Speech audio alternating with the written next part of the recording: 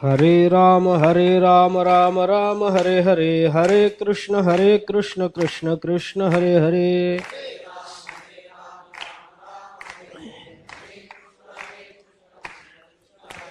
हरे राम राम राम हरे हरे, हरे कृष्ण कृष्ण कृष्ण हरे हरे।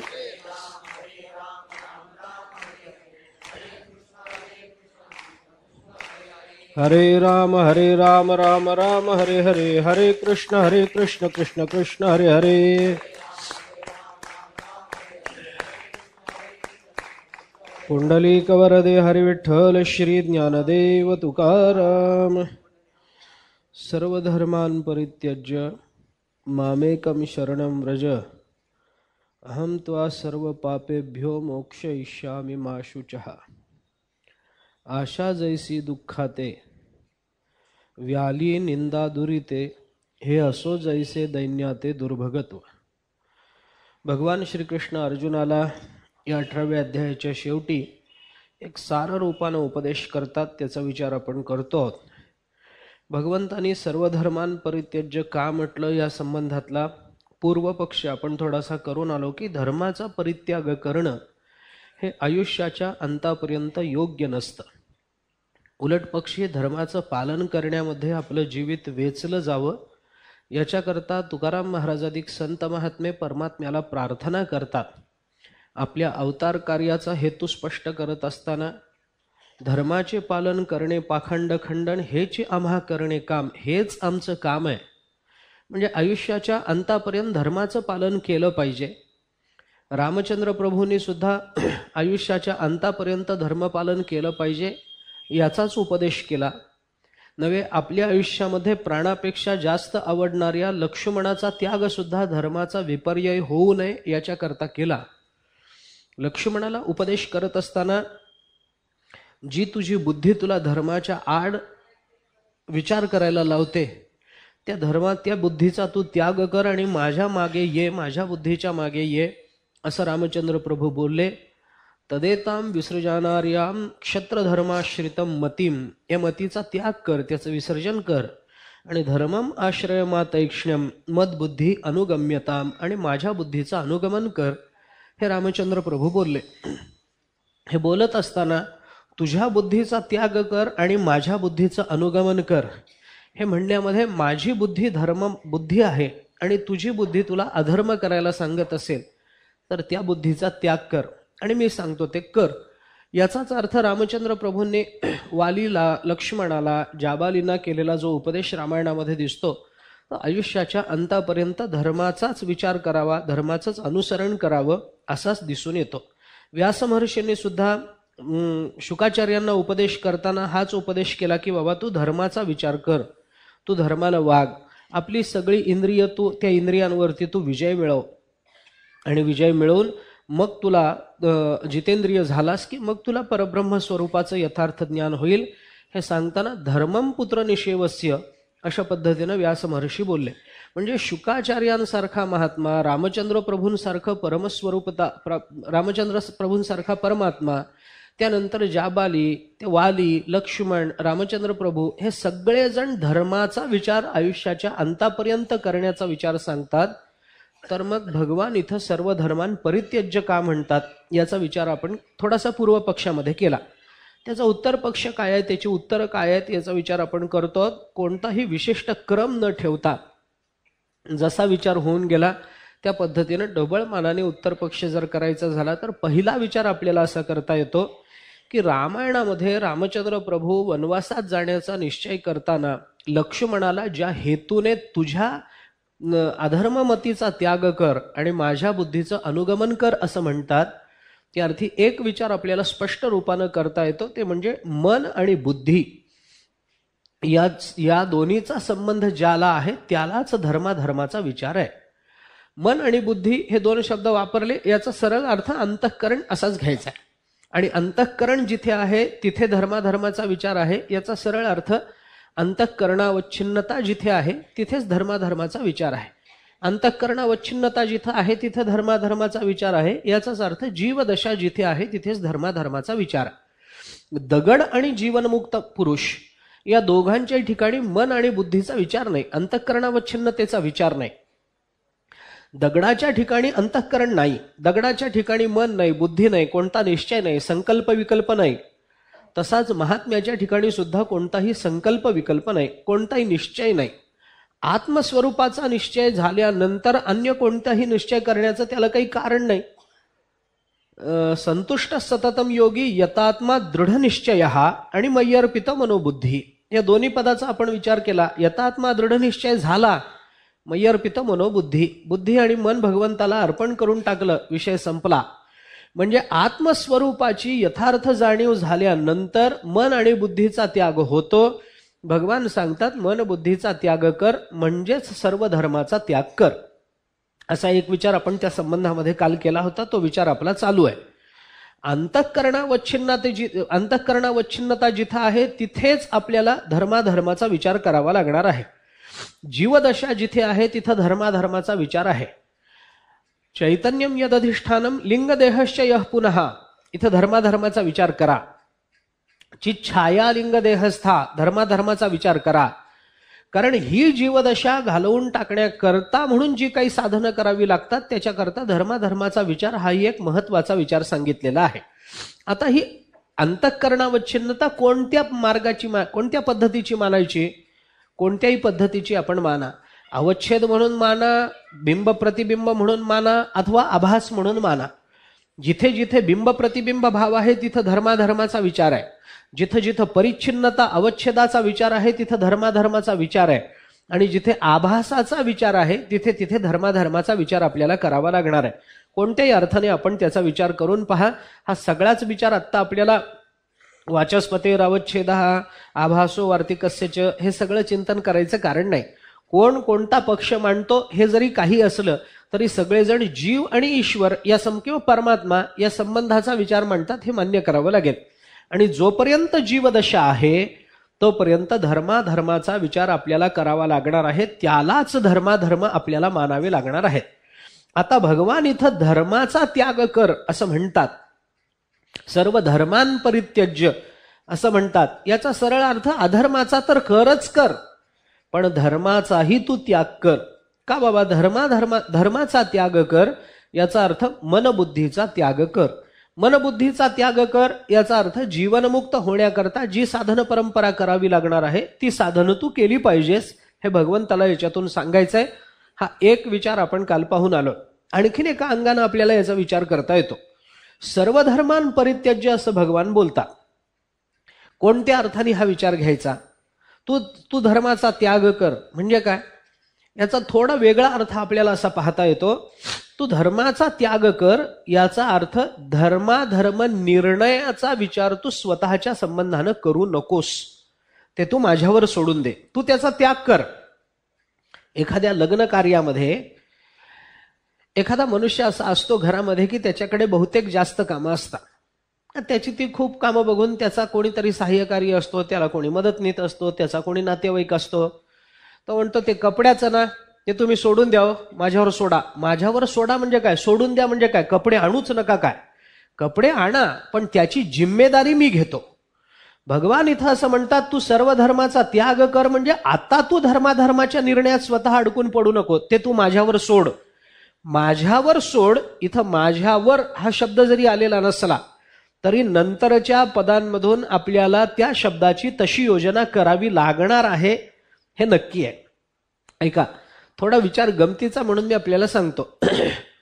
त्या एक श्लोक आहे, माझ्या लक्षात नाही आता, परंतु भाव लक्षात आहे. कालिदास आणि भोजराजाच्या त्या कथेमध्ये कालिदासाकडे एक व्यक्ती गेली आणि कालिदासाला त्याने सांगितलं की काही करा, मला दारिद्र्य आहे आणि राजाकडून मला काही पैसे मिळवता येतात का पहा, काही करा. त्याने सांगितलं ठीक आहे म्हणे, तू उद्या विद्वानाचं रूप घेऊन ये, मी तुला सोपा प्रश्न विचारतो आणि सोप्या प्रश्नाचं सोपं उत्तर दिलंस की विद्वान म्हणून तुला काहीतरी द्यायला लावतो. विद्वानाचं सोंग घेऊन ये हे सांगितल्यानंतर विद्वानाचं सोंग घेणं ही जगतातली सगळ्यात सोपी गोष्ट आहे. काहीच करावं लागत नाही त्याला. एक उपर्ण गुंडाळलं, वरून भस्माचे पट्टे ओढले की बस संपलं. पंडित म्हणून तो गणल्या जातोच. तुकाराम महाराजांनी म्हटल्याप्रमाणे ते गेला गेल्यानंतर आता एवढा दरबारामध्ये पंडित आला म्हणल्यावर काहीतरी त्याला विचारावं, म्हणून कालिदासाने विचार केला, सीतेला पळवून नेणारा कोण? आता किती सोपा प्रश्न आहे. रावण असं उत्तर द्यायला पाहिजे की नाही? तो म्हणला राभण. आता राभण हे काही नाव नाही. भोजराजाला वाईट वाटलं, काय पंडित म्हणून तुम्ही त्याला आणला, त्याला साधं रावणाचं नाव सांगता येत नाही, रामायणातली साधा विचार त्याला सांगता येत नाही, राभण कसा म्हणतो तो? त्यांनी सांगितलं नाही म्हणे त्याचंच बरोबर आहे. कालिदासाने त्याची तरफदारी करून सांगितलं तसं नाही, रावण नाही राभणच बरोबर आहे. म्हणे राभण कसं काय बरोबर? कालिदासाने भोजराजाला विचारलं, म्हणे तुम्ही ज्याला रावण म्हणता त्याच्या दोन भावाची नावं सांगा बरं. त्याने सांगितलं एक आहे बिभीषण आणि दुसरा आहे कुंभकर्ण. बरोबर, एक बिभीषण आणि दुसरा कुंभकर्ण. आता बिभीषण आणि कुंभकर्ण या दोघांच्याही नावात भकार आहे की नाही? भय की नाही? बिभीषण कुंभकर्ण दोघांच्याही नावात भय की नाही? मग हा भ असल्याशिवाय कसा राहील? म्हणून रावण नाही राभणच बरोबर आहे. हे ऐकल्याबरोबर त्याला भोजराजांनी 1,00,000 सुवर्ण मुद्रा दिल्या आणि तुझंच म्हणणं बरोबर आहे म्हणून दिलं पाठव. विनोद याच्यातला जरी बाजूला काढला तरी पुढच्या 2 पदामध्ये आता इथं तुम्ही पहा, सर्वधर्मान परित्यज्य मामेकम शरणम व्रज अहम त्वा सर्व पापेभ्यो मोक्षयिष्यामि मा शुचः. ह्याच्यामध्ये भगवंतानी काय केलंय? स्वतःच्या संबंधाने 2 शब्द भगवंतानी पुढे वापरलेत की नाही? भगवान काय बोलतात? सर्वधर्मान परित्यज्य मामेकम, मला शरण ये, हे भगवान बोलले की नाही? बरं, पुढे बोलताना काय म्हणाले? अहम त्वा सर्व पापेभ्यो, अहम शब्द वापरला की नाही? अहम शब्द वापरल्यामुळे मोक्षयिष्यामि असं पद भगवंतानी केलं ना. मग अहम, मोक्षयिष्यामि, मामेकम हे सगळे स्वतःचे वाचक जेव्हा भगवान पद वापरतात तेव्हा सर्व धर्मान परित्यज्य, धर्माचं काय करू? माझ्यावर सोडून दे, हे तिथल्या तिथं गृहीत धरायचं. धर्माचा परित्याग कर याचा अर्थ धर्माचा जो निर्णय आहे तो तू करत बसू नकोस, तो निर्णय माझ्यावर सोडून दे. धर्म कशाला म्हणायचा, अधर्म कशाला म्हणायचं हे मी ठरवेन. कारण काही धर्माचे निर्णय हे स्वतःच्या बुद्धीनं करता येत नाहीत. बरं, तुम्ही तरी कसं करणार आहात? मी करीन. तस्मात शास्त्रम प्रमाणंते कार्याकार्य व्यवस्थितो, भगवंतानी आधीच सांगितलंय. कार्याकार्य विवेकी शास्त्रेची करावी पारखी, अकृत्य ते कुडे लोकी वाळा वेगात ज्ञानोबाराय बोलले. शास्त्राच्या विचारामध्ये कर्माचा निवाडा कोण करणार? शास्त्र करणार. शास्त्र म्हणेल जे सांडावे ते राज्य ही तृण, शास्त्र म्हणेल तसं वागलं पाहिजे. बाकीचा विचार आपण करू नये. पतिव्रता जसं कोणताही स्वतःचा विचार न करता पतीची या मता अनुसरते, त्या पद्धतीनं आपणही स्वतःचा विचार न करता शास्त्राच्या मताला अनुसरलं पाहिजे. शास्त्र म्हणेल ते केलं पाहिजे, हे भगवान 16व्या अध्यायाच्या शेवटी बोलले. इथं सर्व धर्माचा परित्याग कर हे भगवंताचं बोलणं. धर्म सोडून दे असं नाही, धर्माच्या निर्णयाचा जो स्वतः आग्रह तू धरतो आहेस त्याचा परित्याग कर, असा एक विचार आपल्याला करता येतो. का? कारण असं आहे की धर्म कोणता आणि अधर्म कोणता याच्याबद्दलचा निवाडा सामान्य माणसाला करता येत नाही. हा धर्म म्हणूनच राहील सांगता येत नाही. परिस्थिती जर बदलली तर धर्माचे निर्णय बदलावे लागतात. व्यक्ती बदलली तर धर्माचे निर्णय बदलावे लागतात. देश बदलला धर्माचे निर्णय बदलावे लागतात. काल बदलला धर्माचे निर्णय बदलावे लागतात. देशकाले प्रतिष्ठितः, महाभारताने विचार सांगताना असं सांगितलं, स एव धर्मः सह अधर्मः देशकाले प्रतिष्ठितः अदानम अनृतम हिंसा धर्म ह्या अवस्थिक स्मृतः. याला धर्म असं म्हणा. कसा परिवर्तित होतो तो? देश काल व्यक्ती परिच्छेदानं आपल्याला त्याचा विचार करावा लागतो. एकच धर्म सगळ्यांना समान कालामध्ये लावून चालत नाही. बऱ्याच वेळेला प्रत्येकाचा धर्म आपण मागे जसं बोललो तसं धर्म शब्द नाम आणि धर्म शब्द विशेषण या दोन्ही अंगाने धर्माचा विचार जर आपण केला तर त्याच्या व्याप्तीमध्ये फरक पडतो, पण आवश्यकतेमध्ये फरक पडत नाही असं आपण बोललो होतो. तर विशेषण म्हणून लावत असताना शिक्षकाचा धर्म तुम्ही व्यावसायिकाला लावू शकत नाही. व्यावसायिकाचा धर्म आपण विद्यार्थ्याला लावू शकत नाही. विद्यार्थ्याचा धर्म आपण एखाद्या प्रबोधनकाराला लावू शकत नाही. प्रत्येकाचा धर्म त्या दृष्टीने वेगळा म्हणून आपल्याला मान्य करावा लागतो. मग व्यक्ती परिच्छेदानं आपल्याला जर या धर्माधर्माचा विचार बदलावा लागत असेल तर सामान्य माणसाला दृष्टेपण नसल्यामुळे प्रत्येक वेळेला प्रत्येकाचा धर्म कोणता हे ठरवण्याचं सामर्थ्य नसतं. मग ते कुणी ठरवावं लागतं? महाभारताने त्या संबंधामध्ये चिंतन करताना असं म्हटलंय, अधर्म रूपो धर्मो हि कश्चिद अस्ति नराधिप धर्मश्च अधर्म रूपोस्ति तच्च ज्ञेयम विपश्चिता. महाभारत असं बोलतं की कधी एखादा धर्म कधी अधर्म होईल सांगता येत नाही. एखादा अधर्म कधी धर्म म्हणून स्वीकारावा लागेल हेही सांगता येत नाही. मग याचा निर्णय कोण करणार? धर्मश्चा धर्म रूपोस्ति तच्च ज्ञेयम विपश्चिता. कुणीतरी एखादा बुद्धिमान, कुणीतरी एखादा जाणकार, कुणीतरी एखादा द्रष्टा, त्यांनी धर्माधर्माचे निर्णय करायचे असतात. आपल्याकडे धर्म विचार, धर्म कृतीचा विचार करत असताना याज्ञवल्क्य, मनु, दक्ष यांची स्मृती आपल्याला काय सांगते? धर्माधर्माचा निर्णय त्यांनी केला. एखादा धर्म धर्म आहे की नाही हे कोण ठरवणार? आज मला जो धर्म वाटतो तोच धर्म मी माझ्या जीवनाचा धरून बसलो तर उत्तरार्धामध्ये आयुष्याच्या दुसऱ्या कालामध्ये तोच धर्म म्हणून मला स्वीकारता येणार नाही. याच्याकरता महाभारताने 3 उदाहरणं दिली आहेत. अदानम, अनृतम, हिंसा. 3 गोष्टी सांगितल्या. अदानम, अनृतम. अदानम, अनृतम. अदान म्हणजे चोरी, अनृतम खोटं, हिंसा. या सगळ्या गोष्टी काय आहेत? देशकाल भेदानं वेगवेगळ्या पद्धतीनं वापराव्या लागतात. हिंसा करावी की करू नये असा प्रश्न जर साधारण विचारला तर करू नये हे सगळ्यांचंच उत्तर आहे. मा हिंस्यात सर्व भूतानी वेदांनी सांगितलं, त्यामुळे हिंसा करू नये हे सगळ्यांचंच उत्तर आहे. पण हिंसा करू नये हा विचार तुम्हाला मला पंढरपूरमध्ये चातुर्मास करताना प्रवचनात बसलेलो असताना धर्म म्हणून मान्य आहे. पण हिंसा करू नये हे तुम्ही पाकिस्तानच्या सीमेवरच्या सैनिकांना सांगता काय? तिथं समोरून जर कोणी घुसणारा आला तर त्याला तिथल्या तिथं मारलंच पाहिजे, त्याची हिंसा केलीच पाहिजे. त्याला मारणं ही अहिंसावाद तिथं ठेवून उपयोगाचा नाही ना. उद्या एखादा दहशतवादी आला, त्यांनी काही अंधाधुंद गोळीबार केला, 100-50 माणसं मृत्युमुखी पडायला लागली, मग त्याला काय जावयासारखं ओवाळून घरी घेऊन यायचंय काय? त्याला मारलंच पाहिजे तिथल्या तिथं. त्याला हिंसा करून मा हिंस्यात सर्व भूतानी असं तिथल्या पोलिसांना किंवा तिथल्या सैनिकांना सांगून चालत नाही.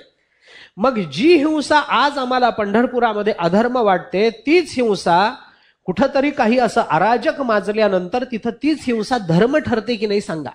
ठरते. तसंच खोटं बोलणं आणि चोरी करणं या संबंधातलं आहे. चोरी करणं पाप ही गोष्ट खरी आहे, पण भगवंताचं सगळं बालपण चोरी करण्यात गेलं म्हणून भगवान गोपाळकृष्ण हे पापी आहेत असं म्हणण्याचं धाडस कोण करेल? काय चोरलं हा प्रश्न नाही.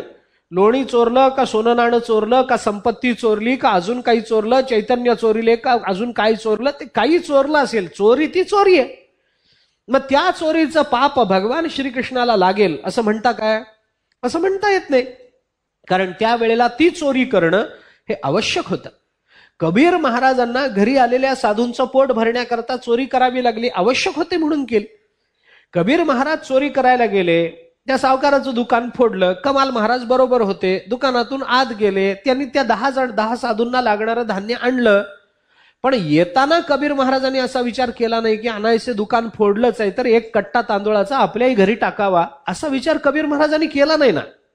केला नाही. त्यांनी चोरी केली, दुकान फोडलं, ते धान्य चोरून आणलं. पाप लागलं का? लागलं नाही. का लागलं नाही? कारण देशकाले प्रतिष्ठित हे महाभारत बोलतं, त्याचा विचार आपण त्या संदर्भात केला पाहिजे.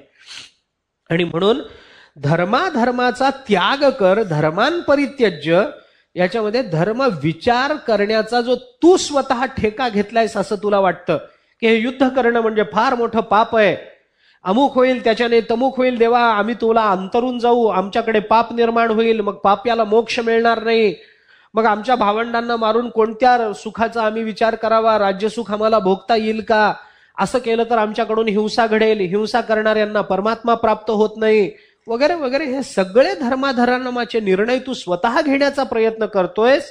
परित्यज्य हे सोडून दे. धर्माधर्माचा निर्णय घेण्याचा ठेका तू घेऊ नको, ते तू माझ्यावर सोड. सर्व धर्मान परित्यज्य. धर्म काय आणि अधर्म काय याचा निर्णय मी घेईन. म्हणून भगवान म्हणतात अहम त्वा सर्व पापेभ्यो मोक्षयिष्यामि. तुला असं वाटतंय ना की युद्ध करण्यामध्ये अधर्म निर्माण होईल आणि अधर्मातून मला पाप लागेल, त्याची चिंता तू करू नको. तुझ्या सर्व पापातून मी त्याला मुक्त करीन. मी तुला सर्व पापातून मुक्त करीन. म्हणूनच तू धर्माधर्माच्या विचाराचा परित्याग कर. तू धर्म आणि अधर्म हे ठरवण्याच्या भानगडीत पडू नकोस. कारण हे निर्णय ठरवण्याचं जे सामर्थ्य आहे ते जीव म्हणून तुझ्याकडे नाही. तू द्रष्टा नसल्यामुळे तुला भविष्य कळत नाही, तुला अतीत कळत नाही. तुला वर्तमानामध्ये निर्माण झालेली परिस्थिती हीच तुझ्या जीवनातली अंतिम परिस्थिती आहे असं वाटतंय. असं करून चालत नाही. जगामध्ये आता नवीन नवीन काळामध्ये जे वैचारिक परिवर्तन होतं आहे की नाही, याच्यामध्ये वर्तमानात जगा अशा पद्धतीचा एक उपदेश वारंवार केला जातो. जगलं पाहिजे ही गोष्ट खरी, खोटंय ते सर्वार्थानं खोटंय असं म्हणणं नाही, पण वर्तमानात जगा याचा अर्थ भूतकालाचा आणि भविष्यकालाचा विचारच करू नका असा होतो काय? भूतकालाचा विचार केलाच पाहिजे. जर प्रगती व्हायची असेल तर भूतकाळातल्या चुका होऊ नयेत याच्याकरता भूतकालाचा विचार केलाच पाहिजे. आपण जे वर्तमानात करतो आहोत त्याचा परिणाम काय आहे हे बघण्याकरता भविष्याचा विचार केलाच पाहिजे.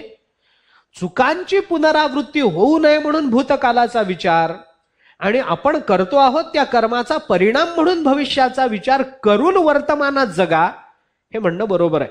पण वर्तमानात बाकी काही करूच नका. अरे वर्तमानात जगणं हा केवळ माणसाचा धर्म नाही, तो पशुचा धर्म आहे. पशुला वर्तमान आहे फक्त, पशुला भूतकाल नाही, पशुला भविष्यकाल नाही. म्हशीला कळत नसतं भविष्यात आपल्याला काय मिळणार आहे, भविष्य आपलं कसं राहणार आहे, आपलं काय भविष्यात असं घडवलं पाहिजे हे म्हैस म्हणत नाही.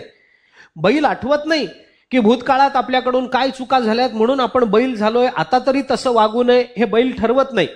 बैलाला भूतकाळ आठवत नाही, बैलाला भूतकाळ नसतो, त्याला त्याचं चिंतन करण्याचं सामर्थ्य नाही.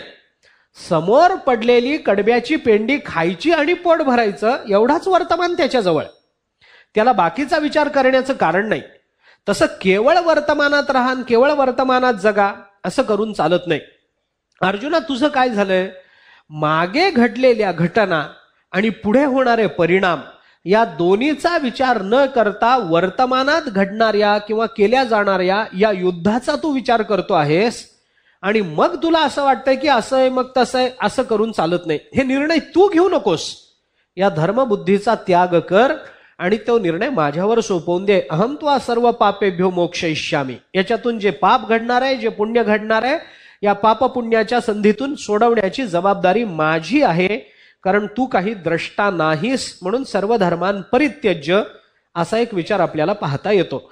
मन बुद्धीचा त्याग कर, धर्मान परित्यज्य, आणि धर्माधर्माच्या निर्णयाचा जो ठेका स्वतःकडे तू घेतलायस त्याचा त्याग कर, सर्व धर्मान परित्यज्य असा एक विचार या संबंधामध्ये आपल्याला करतायत.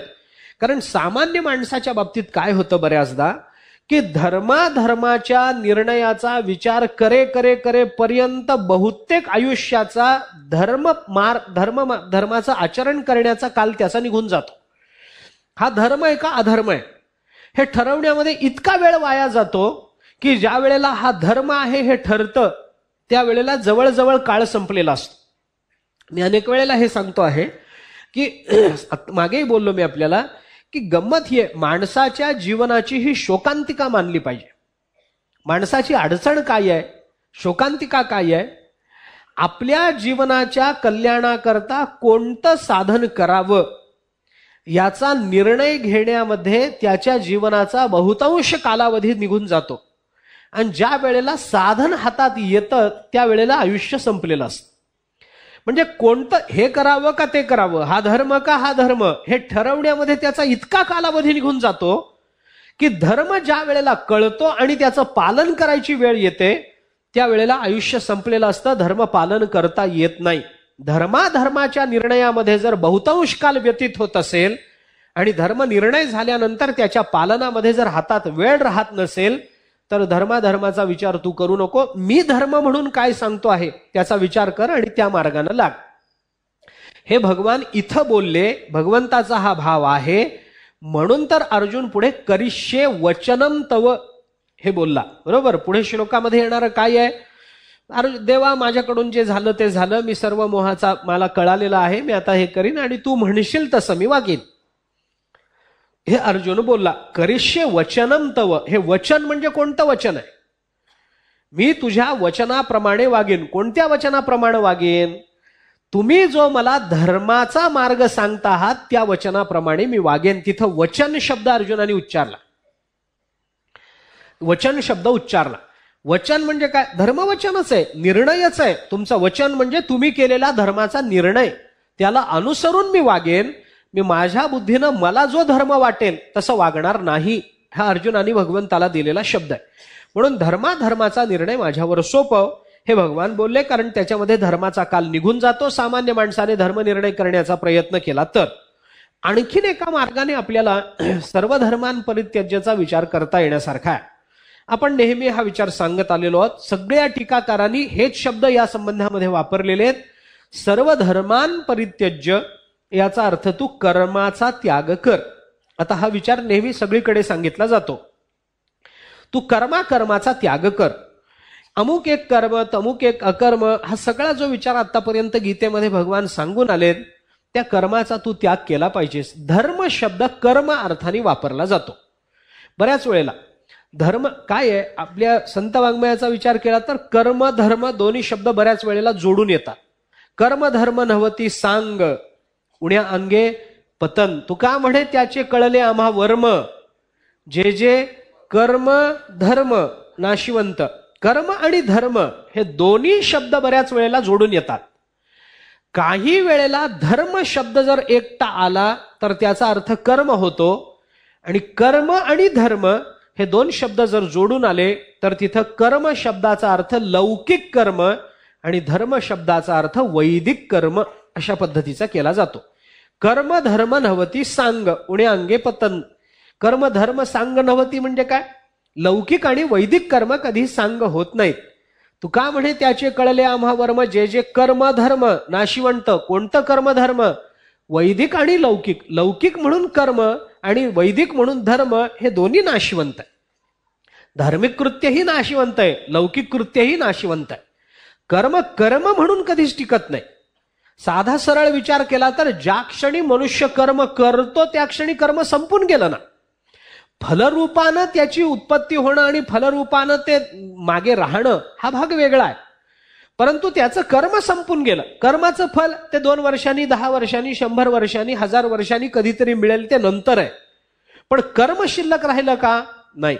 कर्म धर्म नाशिवंत, दोन्ही नाशिवंत मानायला सांगितले. धर्म शब्दाचा अर्थ आत्ता आपण तो श्लोक महाभारतातला बोलून आलो. तिथे एक धर्म शब्द उच्चारला पण त्याचा अर्थ कर्म असा करावा लागणार आहे. स एव धर्म सहा अधर्म देशकाले प्रतिष्ठित. कोणतं कर्म कर्म आहे आणि कोणतं कर्म निषिद्ध कर्म आहे हे देशकालावरून ठरवावं लागतं. अदानमनृतम हिंसा धर्म यावस्तिक स्मृत. इथं धर्म शब्द कर्म या अर्थाने आलेला आहे. भगवान म्हणतात अर्जुना तू कर्माचा त्याग कर. कर्माचा त्याग कर म्हणजे काय? आता कर्म करूच नको का? कर्माचा त्याग होईल का? नाही कश्चित क्षणमपि जातु तिष्ठत्य कर्मकृत हे भगवान बोलले. संग जव प्रकृतीचा त्याग न घडे कर्माचा ज्ञानोबराय बोलले. कर्माचा त्याग होईल का? आता जर माणसांना म्हटलं अजिबात कर्म करू नका तर चालेल का? चालत नाही. कर्म तर करावं लागणारच आहे. जोपर्यंत शरीराचा संग आहे तोपर्यंत कर्म आहेच. मी शरीराचा म्हणतोय, ज्ञानोबराय प्रकृतीचा म्हणतात. मी शरीराचा हा थोडासा अधिक व्यापक शब्द वापरतो, त्याचं कारण लक्षात घ्या. प्रकृतीचा संग, त्या प्रकृतीचं निराकरण, मायेचं अविद्येचं निराकरण जीवनमुक्ताच्या संबंधात झालं की नाही? झालं. जीवनमुक्त कर्म करत नाही का? करतो की नाही? जीवनमुक्त फिरत नाही का? कालही आपण बोललो जीवनमुक्ताला भूक लागतच नाही का? ब्रह्मज्ञान झालं म्हणजे काय त्याला तहान लागत नाही? ब्रह्मज्ञान झालं म्हणजे काय भूक लागत नाही? ब्रह्मज्ञान झालं म्हणजे काय त्याला झोपावं वाटत नाही? वाटतं ना. ब्रह्मज्ञानी महात्मा सुद्धा झोपतो, ब्रह्मज्ञानी महात्मा सुद्धा जेवण करतो, ब्रह्मज्ञानी महात्मा सुद्धा पाणी पितो. नाहीतर मग प्रत्येक गोष्टीमध्ये अरे तुम्हाला काय, तुम्ही ब्रह्मज्ञानी आहेत म्हणजे काय त्यांनी उपाशी मरावं काय? तुम्हाला काय करायचंय? पाणी. तुम्ही ब्रह्मज्ञानी आहात म्हणजे काय त्यांनी पाणी पिऊच नाही, त्याला तहान लागूच नाही? अरे हे शरीराचे विकार आहेत. जोपर्यंत प्रारब्ध शेष आहे तोपर्यंत तहान भूक झोप हे राहणारच आहे ना. म्हणून जीवन मुक्ताला सुद्धा हाले चाले संस्कार वशे बाधित अनुवृत्ती नका होईना, पण त्याला कर्माचा विचार करावा लागतो. त्याचा देह हलतो की नाही सांगा. देह तरी वरचिल्याकडे वरीच्या वरी हिंडे, बैसका न मोडे मानसीची, हे नंतरच असेल. पण देह तरी वरचिलीकडे वरीच्या वरी हिंडे आहेच की नाही. देहाचं हिंडणं जीवन मुक्ताच्या संबंध. मुक्ताचे देह तैसे हाले चाले संस्कार वशे, तया ते लोक पिसे करता म्हणती. तो लोकांचा भाग झाला, सोडून द्या. परंतु ते चालते ज्ञानाचे बिंब, चालते शब्द वापरला की नाही. ते चालते ज्ञानाचे बिंब, तयाचे अवयव हे सुख. अवयव हा शब्द कशाच्या अर्थाने वापरला? कर्मसंबंधानच आहे की नाही. हात हा अवयव आहे. हात म्हणजे काय? जो हलतो, काही कर्म करतो. पाय म्हणजे चालणारा, डोळे म्हणजे पाहणारे, कान म्हणजे ऐकणारे, हे अवयव झाले की नाही. अवयवाचा विचार केला तो त्या अवयवाकडून घडणाऱ्या कृतीच्या संबंधानं लक्षात घ्याल की नाही. म्हणून ते चालते ज्ञानाचे बिंब, तयाचे अवयव ते सुखाचे कोंब, येर माणूस पण ते भांब लौकिक भाग. ज्ञानोबराय बोलतात लौकिकार्थानं तो माणूस वाटेल. म्हणजे माणूस वाटेल म्हणजे काय? आकारानं माणूस वाटेल? नाही नाही, तो चालताना बोलताना सामान्य माणूसच वाटेल. ज्ञानेश्वर महाराज ब्रह्मज्ञानी होते का नाही याच्यासारखा मूर्खपणाचा दुसरा प्रश्न नाही. ज्ञानेश्वर महाराज ब्रह्मज्ञानी होते का नाही असा कुठं प्रश्न असतो काय? अरे ज्ञानोबाराय म्हणजे साक्षात प्रकट झालेलं ज्ञानच आहे की हो. तुकाराम महाराज ब्रह्मज्ञानी होते का नाही, आता ह्याला काय ओवाळावं काय, औक्षण करावं काय असा विचार करणार. तुकोबाराय अरे साक्षात ब्रह्म, तुकिता तुलनेसी ब्रह्म तुकासी आले. ब्रह्म तुकोबारायांच्या रूपानं प्रकटलं. अजून काय ब्रह्मज्ञान पाहिजे असतं त्याला. मग जर एवढं होतं, ज्ञानोबाराय फिरत गेले की नाही. शुद्धीपत्राकरता त्यांना पैठणला जावं लागलं की नाही. शुद्धीपत्र घेण्याकरता त्यांना काही प्रयत्न करावे लागले की नाही. काही विचार मांडावा लागला, काही शास्त्रचर्चा करावी लागली. तुम्ही सांगितलेलं प्रायश्चित्त आमच्या मातापित्यांनी घेतलेलं आहे. आता आम्हाला तुम्ही हे करा हे सांगावं लागलं की नाही. त्याच्याकरता काही चमत्कार दाखवावे लागले की नाही. डोक्यावर हात ठेवून ज्ञानदेवा म्हणे बोल रे ऋग्वेद. डोक्यावर हात ठेवला म्हणजे काही कर्म करावं लागलं की नाही. त्यांना त्याची गरज होती का नव्हती हा प्रश्न वेगळा आहे. पण याचा अर्थ ते कर्म करतच नाहीत असं म्हणायचं कारण नाही. शरीर आहे आणि जोपर्यंत त्या शरीरामध्ये प्राण आहे तोपर्यंत त्या शरीराकडून कर्म घडणं अपरिहार्य आहे. ते कर्म आपल्याला टाकता येणार नाही. कर्माचा त्याग कर असं जे भगवान बोलतात. सर्व धर्मान परित्यज्य म्हणजे अर्जुना तू धर्म म्हणजे कर्माचा त्याग कर. कोणत्या कर्माचा त्याग कर? कर्माचा त्याग तर करता येत नाही. कर्माचा त्याग केला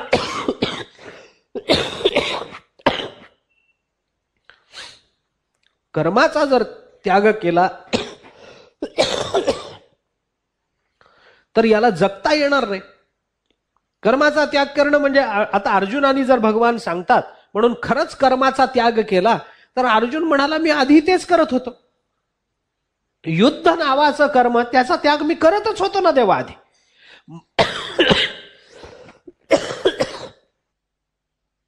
युद्ध नको हे मी तुम्हाला आधीच म्हणत होतो. मला हौस नव्हती युद्धाची. सेनयोरुभयर मध्ये रथम स्थापयमेच्युत हे मीच बोललो. पण एकदा तुम्ही दोन्ही सैन्याच्या मध्ये माझा रथ उभा केलात आणि मला समोर जेव्हा माझे गोत्रज गुरु बंधू वगैरे सगळे दिसले त्यावेळेला माझ्या मनात काय मोह निर्माण झाला असं तुम्ही म्हणता खरं. पण मला त्याचं काही आत्ता घेणं देणं नाही त्याचं. मी युद्ध नको असंच तुम्हाला पहिल्या अध्यायापासून म्हणतो. आणि ज्या पहिल्या अध्यायामध्ये मी तुम्हाला युद्ध नको कर्म नको असं म्हणत होतो त्या युद्धाकडे पुन्हा प्रवृत्त करता आणि पुन्हा 18व्या अध्यायामध्ये आल्यानंतर सर्व कर्माचा त्याग कर म्हणता. हे तर मी मागेच करत होतो. मग मला एवढं करून पुन्हा इथं आणून पुन्हा तेच सांगण्यात तात्पर्य काय? कर्म शब्द कर्माचा त्याग कर याचा अर्थ नेमका कशाचा त्याग कर? शारीरिक हालचाल बंद कर एवढ्या सामान्य अर्थानं भगवान बोलणार नाहीत. तू जेवणाचं कर्म बंद कर, तू पाहण्याचं कर्म बंद कर, तुझ्या इंद्रियांकडून होणारे व्यापार बंद कर असं भगवंताला त्या संबंधामध्ये बोलायचं नाही.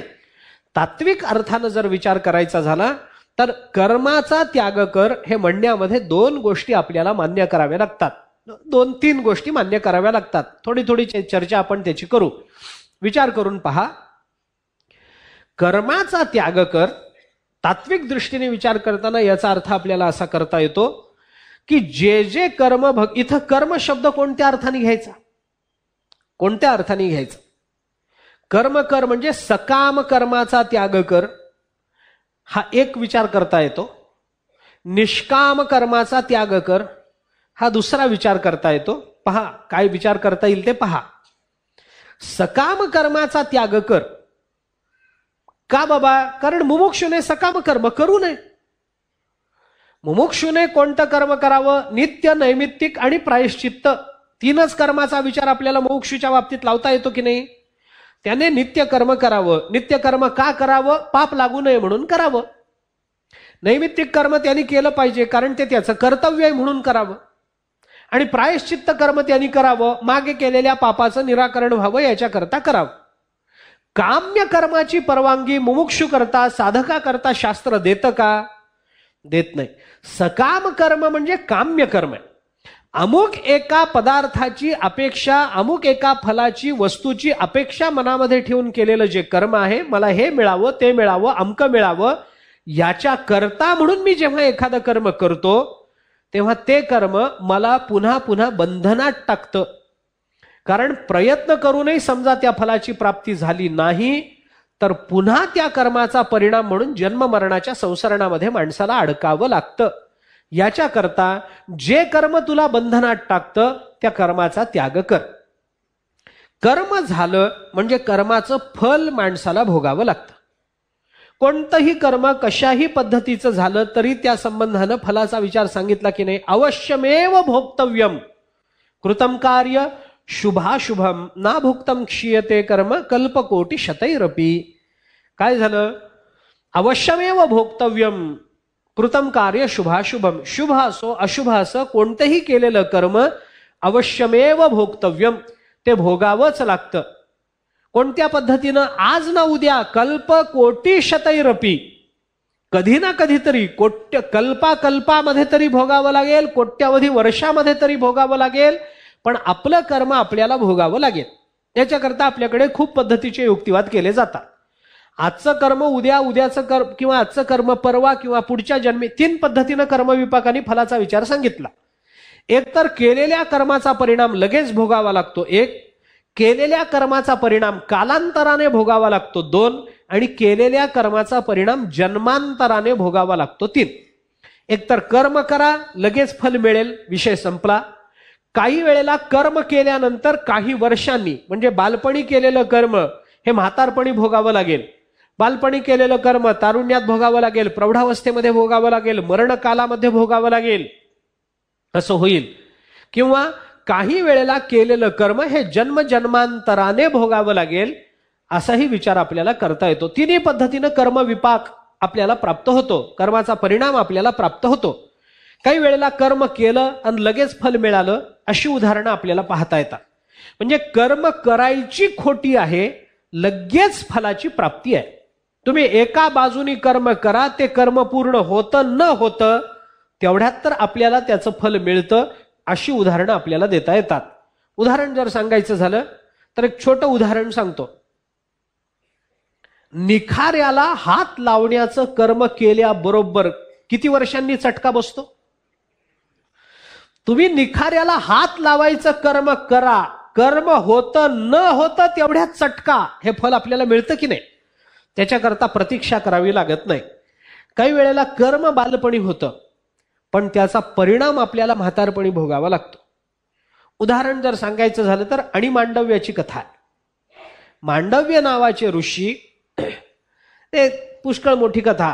राजाच्या घरामध्ये काही चोरी झाली, त्या चोरांनी ते द्रव्य चोरलं आणि सैनिकांना कळालं की तिथे कोण रखवालदार होते त्यांना कळालं राजाच्या महालात चोरी झाली, म्हणून लगेच त्यांनी त्या चोरांचा पाठलाग केला. आता सैनिक आपल्याला पकडतील आणि सुळावर देतील, म्हणून त्या चोरांनी चोरलेल्या काय राजाच्या घरामध्ये त्या राजवाड्यामध्ये चोरलेल्या दागिन्यांचं गाठोडं घेतलं आणि पळता पळता त्यांना मांडव्य ऋषींचा आश्रम लागला. त्या आश्रमामध्ये, त्या झोपडीमध्ये मांडव्य ऋषी तपश्चर्या करत बसले होते, तिथं त्यांनी ते गाठोडं टाकलं आणि चोर पळून गेले. पाठलाग करत सैनिक आले, त्यांना त्या चोरांच्या पाऊलखुणांनी कळलं, त्या ह्याच्यामध्ये ते गेले आश्रमामध्ये. तिथं मांडव्य ऋषी तपश्चर्या करत बसले होते, त्यांच्या बाजूला ते गाठोडं पडलं होतं. सैनिकांनी गाठोडं ओळखलं, राजाचे दागिने ओळखले आणि याच माणसाने हे दागिने चोरलेत आणि पकडलं जाऊ नये म्हणून आता साधूचं रूप घेऊन बसला असं वाटून त्यांनी मांडव्य ऋषींना तिथून उचललं. मांडव्य ऋषी तोपर्यंत समाधी अवस्थेमध्ये पोहोचलेले. चोर आल्याची त्यांना कल्पना नाही, चोरांनी गाठोडं टाकल्याची त्यांना कल्पना नाही. त्यांनी ते सगळं आता हे त्याच्या मागोमाग सैनिक आले याची कल्पना नाही, सैनिकांनी उचलून नेलं याची कल्पना नाही. सैनिकांनी त्या मांडव्य ऋषींना उचलून नेलं आणि राजाच्या समोर जाऊन उभं केलं. म्हणजे ह्या माणसाने आपले दागिने चोरलेत, हे दागिने आपण परीक्षा करून पहा, आपलेच आहेत, ओळख पटली. आणि राजाला त्याचा राग आला आणि राजा म्हणाला यांना सुळावर द्या. सुळावर द्या म्हणल्यानंतर मांडव्य ऋषींना सुळावर बसवलं. सुळावर बसवलं. ते सूळ म्हणजे लोखंडाचा गुळगुळीत असा एक अणकुचीदार खांब असतो. त्या खांबाच्या टोकावर बसवलं की तो गुळगुळीत असल्यामुळे शरीर फाडून आत घुसतो आणि डोक्यातून बाहेर येतो आणि माणूस मरतो. त्याला सुळावर देणं असं म्हणतात. मांडव्य ऋषींना सुळावर बसवलं, पण योग प्रभावामुळे मांडव्य ऋषींच्या शरीरामध्ये तो सूळ घुसेच ना.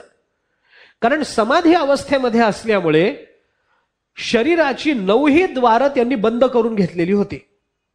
ते होते समाधी अवस्थेमध्ये. शरीराचे सगळे दरवाजे बंद झाले होते. डोळे, कान, नाक, तोंड सगळे 9च्या 9 द्वारं, नवद्वारे पुरे देही आहे की नाही, सगळी द्वारं त्यांनी बंद करून घेतली होती. त्यामुळे तो शूळ काही शरीरात आत घुसेना. मग काय करावं ते बराच वेळ सैनिकांनी प्रतीक्षा केली, त्याचा काही उपयोग झाला नाही. त्यांना वाटलं बहुतेक आपलं चुकलंय. ज्या अर्थी सुळावर देऊनही या महात्म्याला काही होत नाही, त्या अर्थी हा खरा महात्मा आहे, आपलंच काहीतरी चुकलं. म्हणून ते सैनिक राजाकडे गेले. राजाकडे गेल्यानंतर राजा बघायला आला. बघतो तर खरंच सुळावर ते तिथेही समाधी लावून बसलेले. महात्मा बसला की बसला, कुठेही बसला तरी समाधी लागते. सूळ असो अथवा घर असो, कुठेही असू दे. तुकोबार आहे, घरामध्ये बसले तरी रामकृष्ण हरी, भंडारा डोंगरावर गेले तरी रामकृष्ण हरी, कुणाच्या घरी गेले तरी रामकृष्ण हरी, बंद पडत नाही. मांडव्य ऋषींना सुळावर बसवून सुद्धा त्यांची समाधी लागलेली आहे. हे बघितल्याबरोबर राजाच्या लक्षात आलं की आपलं चुकलं.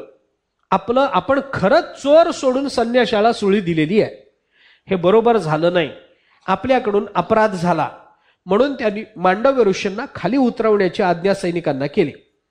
सैनिकांनी ती पाळली, त्यांना उतरवलं. राजाने सांगितलं तो शूळ काढून घ्या. काढून घ्या म्हटल्यानंतर सैनिक शूळ काढायला लागले. तो शूळ शरीरातून बाहेरही निघेना. पुष्कळ प्रयत्न करून शेवटी शूळ तोडावा लागला. त्या शूळाची जी अणी आहे, समोरचं जे अगदी बारीक टोक असतं, ते टोक त्या शरीरामध्ये तसंच राहिलं. म्हणून मांडव्य ऋषींना आणि मांडव्य असं नाव पडलं. आणि शरीरामध्ये तशीच राहिली. त्या मांडव्य ऋषींची क्षमा मागितली राजाने, माझी काही चूक झाली, तुम्ही मला क्षमा करा, असं झालं तसं झालं. काय स्वतःची बाजू मांडून काय सारवासारव करायची ती राजाने केली.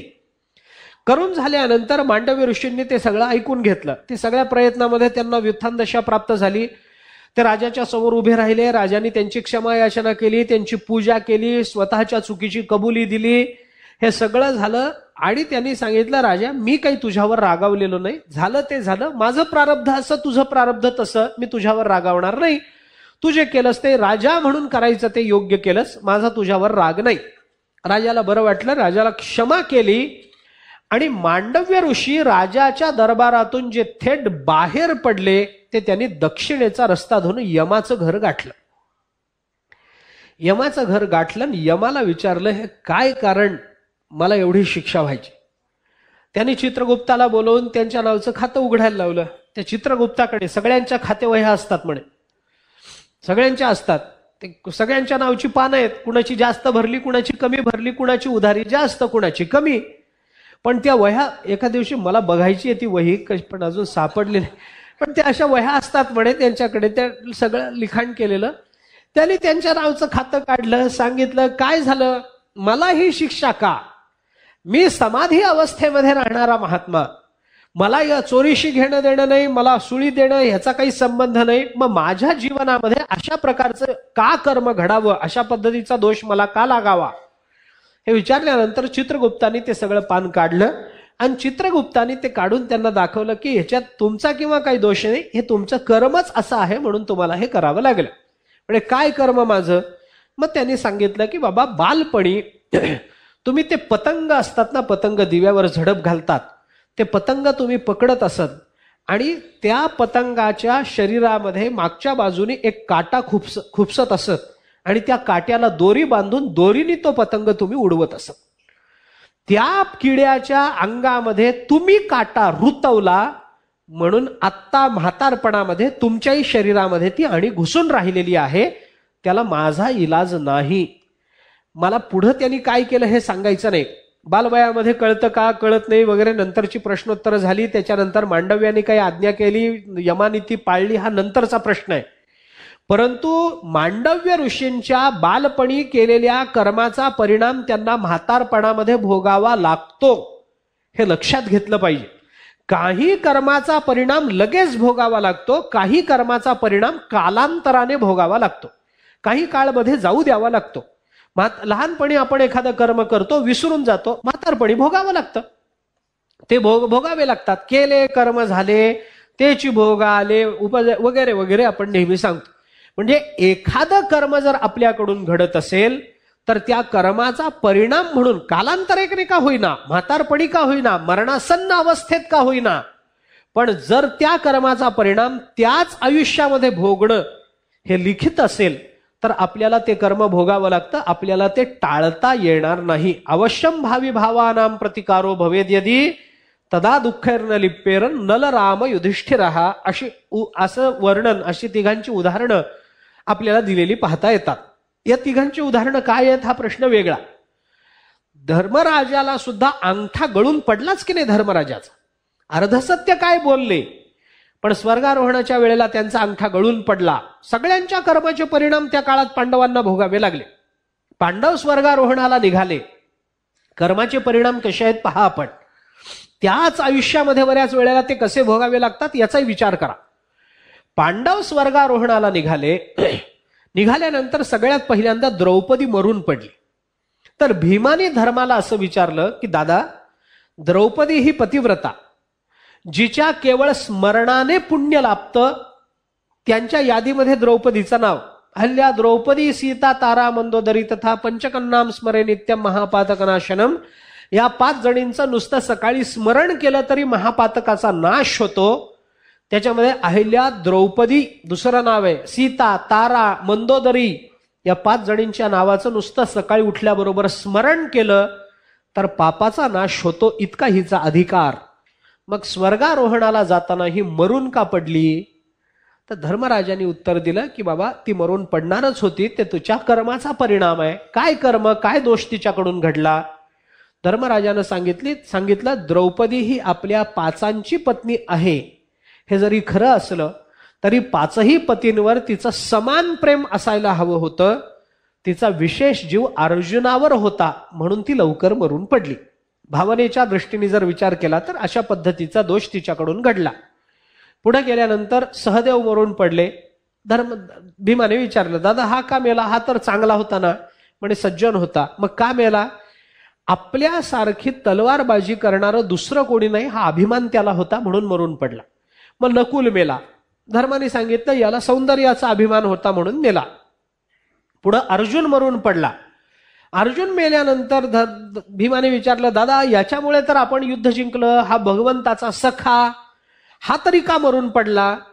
धर्माने सांगितलं आत्तापर्यंत मेलेल्यांना एकच कारण आहे, याला 2 कारण आहे. अर्जुन मरून पडला 2 कारणांनी. का?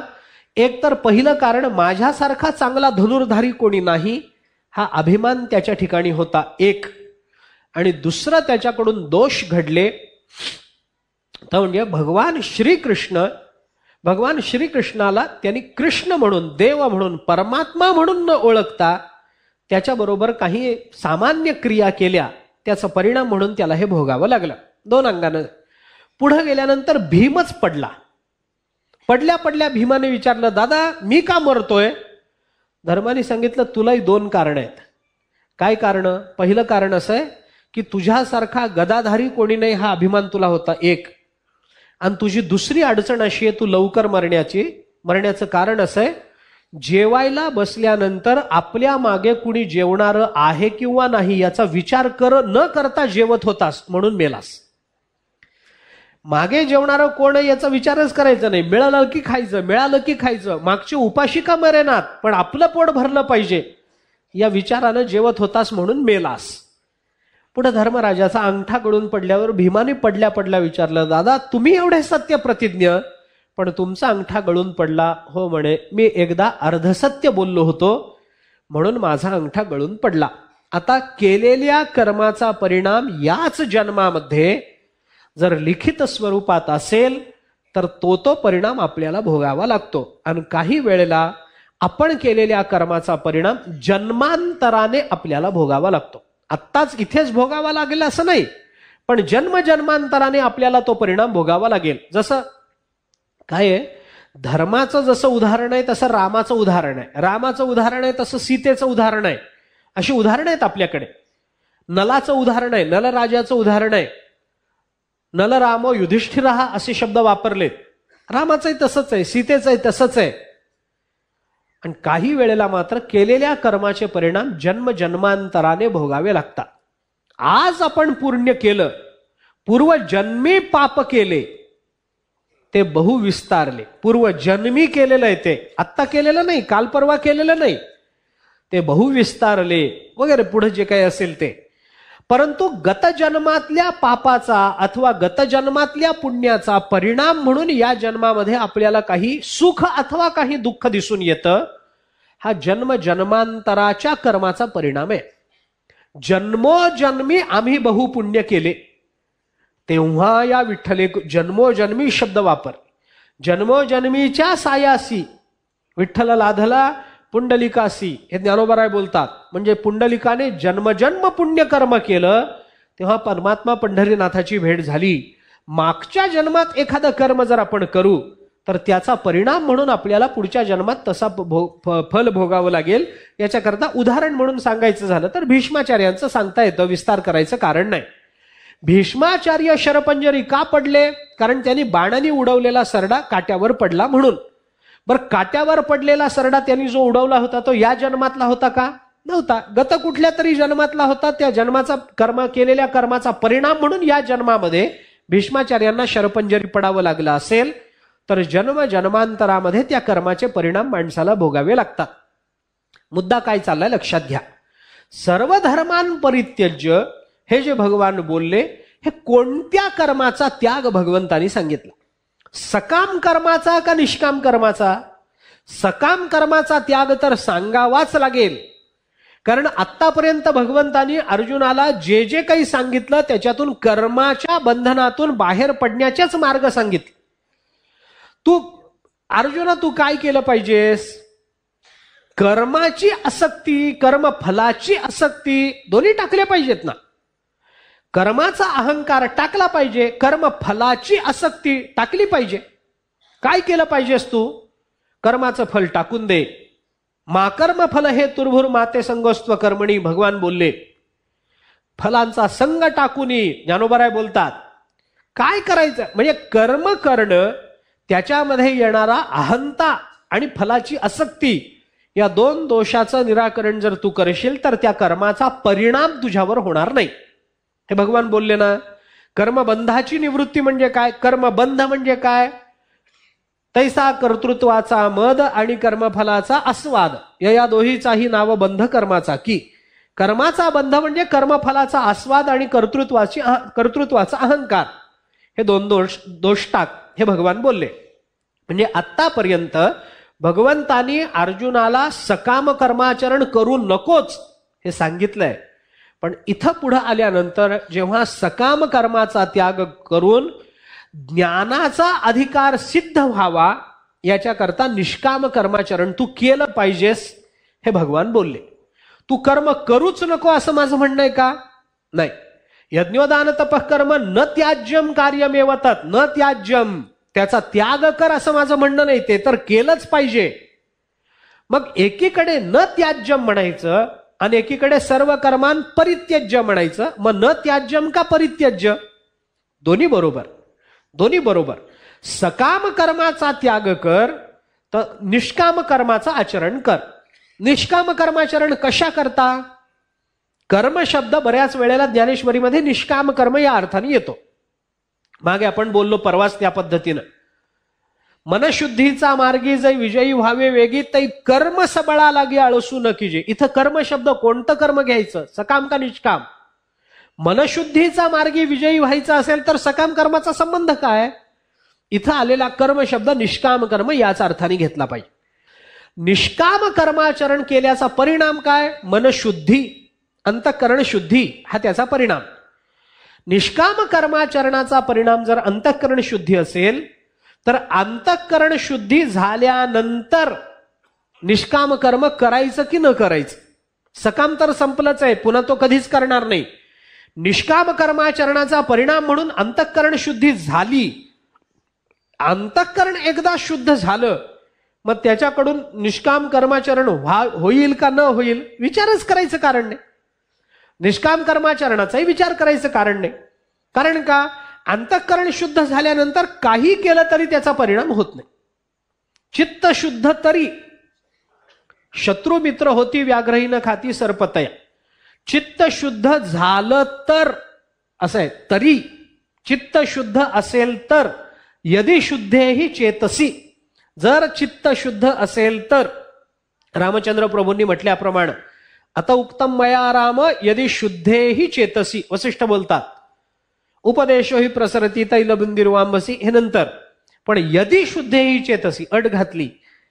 इथं यदि म्हटलंय, तुकाराम महाराजांनी तरी म्हटलं, एवढंच आहे. ते तरी म्हटलं की आधी जरी असतंच. तरी शब्द आला की आधी जरी ग्रहितच असतं. तर शब्द आला तर आधी जर शब्द ग्रहित असतो. जर शब्द आला तर पुढे तर येईल हे ग्रहित असतं. जर तू अभ्यास करशील तर पास होशील, बरोबर? तर किंवा एखादा आई म्हणे तरच तू पास होशील, अभ्यास करशील तरच पास होशील. आधी जर शब्द आला नाही, पण ग्रहित आहे की नाही? ग्रहित आहे. मग अशा पद्धतीनं तुकोबाराय म्हणतात चित्त शुद्ध तरी शत्रू मित्र होती. तरी शत्रू मित्र होती कधी? जरी चित्त शुद्ध होती. जर चित्त शुद्ध असेल तर शत्रू मित्र होईल. आता चित्त शुद्धीचा परिणाम म्हणून जो सांगितला तो झाला. चित्तशुद्धी कशाने झाली? निष्काम कर्माचरणाने झाली. सकाम कर्माचरण बंद पडलं. मोक्षाची प्राप्ती करून घ्यायची याच्याकरता ज्ञान झालं पाहिजे. त्या ज्ञानाचा अधिकार म्हणून चित्त शुद्ध झालं पाहिजे. चित्त शुद्ध होईल, निष्काम कर्माचरणाने होईल. निष्काम कर्माने चित्त शुद्ध झालं. आता त्या कर्माचं काय करायचं? त्या कर्माचा काही विचार नाही. म्हणून सर्व धर्मान परित्यज्य, म्हणून या सगळ्याचं तू त्याग करून टाक. लौकिक कर्माचाही त्याग कर, वैदिक कर्माचाही त्याग कर. दोन्ही कर्माचा त्याग केल्याशिवाय तुला बंधनाचा नाश करता येणार नाही. लौकिक आणि वैदिक दोन्ही कर्माचा विचार. नारद महर्षीने उदासीनतेची व्याख्या करताना भक्तिशास्त्रामध्ये दोन्ही कर्माच्या त्यागाचाच विचार मांडलाय. उदासीनतेमध्ये विचार पुढे करू त्याचा. परंतु लौकिक आणि वैदिक हे दोन्ही कर्म संपले पाहिजे. लौकिक कर्म बऱ्याच जणांचे संपतात, वैदिक कर्मात कोणी अडकून पडतं. आणि वैदिक कर्माची आसक्ती इतकी असते की कर्मनिष्ठेचं परिवसान कधी कर्मठतेमध्ये होईल सांगता येत नाही. कर्मनिष्ठेचं परिवसान कर्मठतेमध्ये होऊन जातं आणि मग त्या कर्माच्या नादाला इतका लागतो की अंतःकरण शुद्धी हे फल मागे पडतं आणि त्या कर्मठतेचा परिणाम म्हणून कर्माचं बंधन प्रत्येक जन्मी पुन्हा पुन्हा प्राप्त होत राहतं.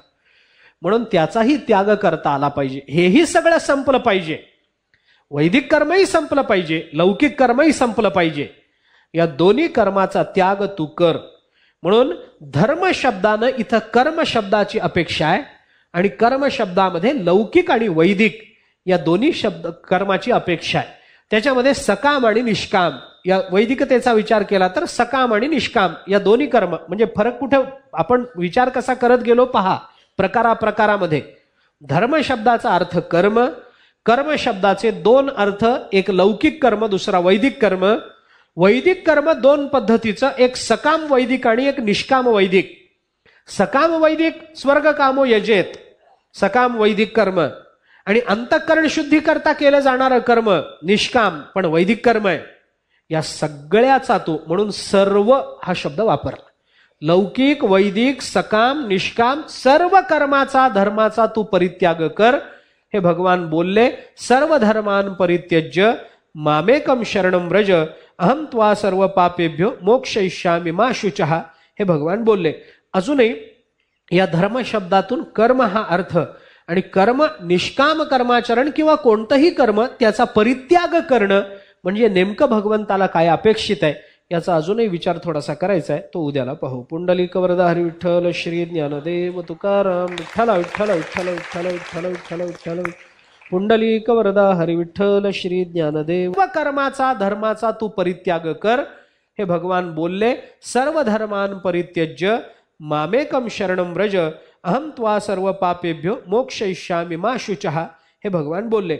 अजूनही या धर्म शब्दातून कर्म हा अर्थ आणि कर्म निष्काम कर्माचरण किंवा कोणतंही कर्म त्याचा परित्याग करणं म्हणजे नेमकं भगवंताला काय अपेक्षित आहे याचा अजूनही विचार थोडासा करायचा आहे. तो उद्याला पाहू. पुंडलिक वरदा हरी विठ्ठल श्री ज्ञानदेव तुकाराम विठ्ठल विठ्ठल विठ्ठल विठ्ठल विठ्ठल विठ्ठल विठ्ठल. पुंडलिक वरदा हरी विठ्ठल श्री ज्ञानदेव.